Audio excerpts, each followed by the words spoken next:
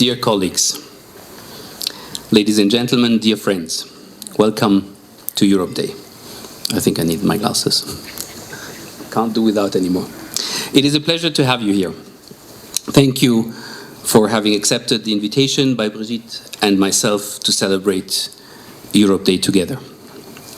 60 years ago, on 25 March 1957, 6 Western European countries, Belgium, France, Italy, Luxembourg, the Netherlands and West Germany, met in Rome and signed the treaties establishing the European Economic Community. This was a key step towards a united Europe. Over time, the European Union would grow to include 28 member states. From its start, the European Community was an open-ended project.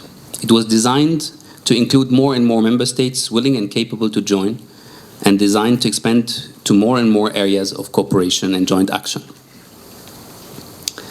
The principles on which the European Union has been built were strong and straightforward from the start.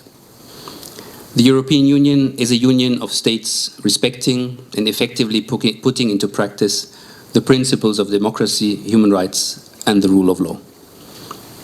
Its economic order is a liberal one.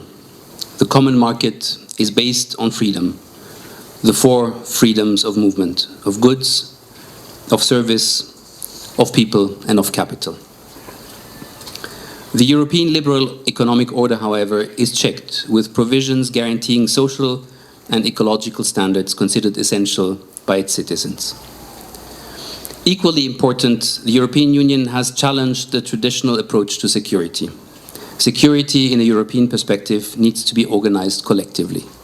If you want to be secure, make sure your neighbor feels secure, not threatened.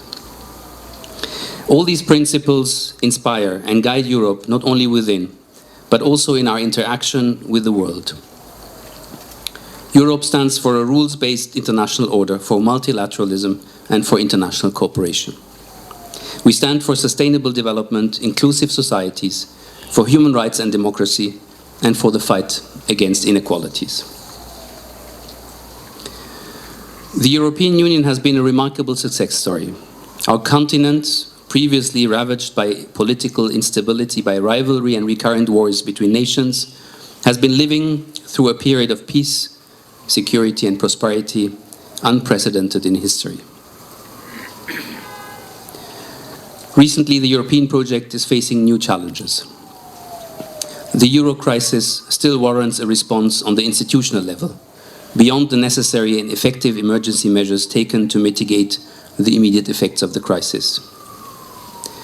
More recently, competition and free trade in a globalized world economy, substantial migration flows to Europe, unaccomplished integration of migrants, violence in the name of Islam and jihad, have left some in Europe disconnected from economic growth, resentful towards cosmopolitan elites and migrants alike, and hostile to the European project in general.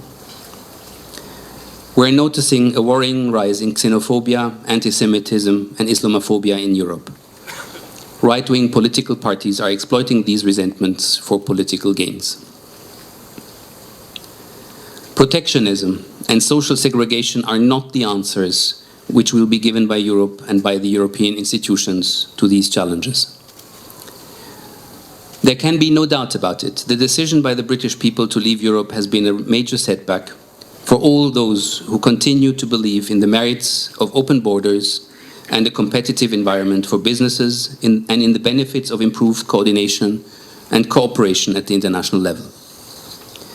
On the other hand, we are heartened by the results of the Dutch and French elections, in which parties hostile to the European project did not perform according to their expectations. However, there is still a lot of work to be done ahead of us. The grievances and a growing number of citizens of Europe need to be taken seriously. We must be able to deliver responses more convincing and more up to the challenges than the responses of those who play on resentment and fear. That remains an important task for the years ahead. Dear colleagues and friends, While we mark the 60th anniversary of a key step towards the unification of Europe, Palestinians in 2017 mark other anniversaries. Most of them remind us, them and us, of the long and painful journey of the Palestinians as a people and as a nation. 100 years since the Balfour Declaration, 70 years since the UN partition plan and the Nakba, 50 years of occupation, 30 years since the outbreak of the first Intifada, 10 years of Hamas rule in the Gaza Strip and its closure. What will 2017 be remembered for? Will we remember 2017 as the year of breakthrough of a new round of negotiations between Israelis and Palestinians, leading to a resolution of the conflict? Will we remember it, by contrast, as the year in which hopes to realize a two-state solution would have been given up for good? Will 2017 go down in history as the year in which the split between the West Bank and Gaza was overcome, due to a new political approach by President Abbas, a new Hamas leadership, and favorably aligned regional conditions? Or will we see 2017 a new level of suffering for Palestinians in Gaza, violence in Gaza, and war on Gaza again, merciless and bloody? Will the hunger strikes by Palestinian prisoners become a rallying cry for the Palestinian political factions, a call to unite and overcome political differences? Or will we just see Palestinians agonizing again? What mark will this hunger strike leave on international public opinion? Will the world be remembered by this hunger strike of the just cause of Palestinians fighting the occupation? Or will the world remain indifferent and unsympathetic to prisoners labeled terrorists? We do not know what the year 2017 will be remembered for. Many people to whom I talk are convinced that 2017 will be a turning point in the Israeli-Palestinian conflict. It's now or never. Either we see a breakthrough on the path to realize a two-state solution, or we will have to turn a page. We do not know what the year 2017 will be remembered for, but one thing we know. It will depend on us, collectively, on our efforts and contributions, what the outcome will look like. And we know what the European Union stands for and what the European Union is ready to contribute in this process. You have heard this many times, but I will not get tired to repeat it. Now please brace yourself, this is going to be very formal. The European Union is united in its commitment to achieving a two-state solution that meets Israeli and Palestinian security needs and Palestinians' aspirations for statehood and sovereignty, ends the occupation that began in 1967, and resolves all permanent status issues in order to end the conflict. The EU believes that clear parameters defining the basis for negotiations are a key element for a successful outcome. First, an agreement on the borders of the two-state, based on June 67 lines with equivalent land swaps, as may be agreed between the parties. The EU will recognize changes to the pre-67 borders, including with regard to Jerusalem, only when agreed between the parties.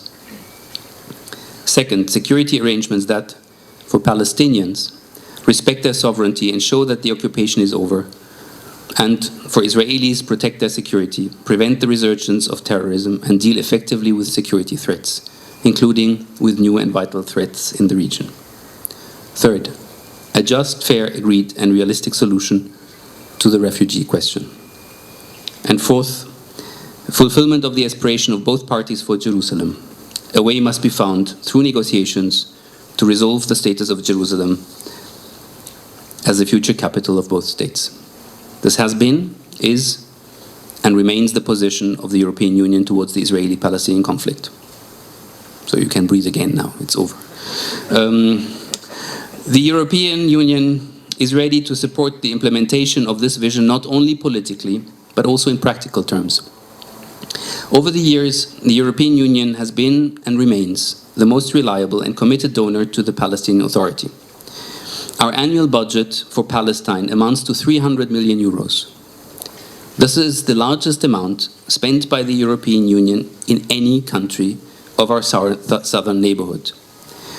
The European Union contributes more funds to Palestine than to any other country in the MENA region, more than to Egypt, more than to Morocco, Tunisia, Jordan or Lebanon.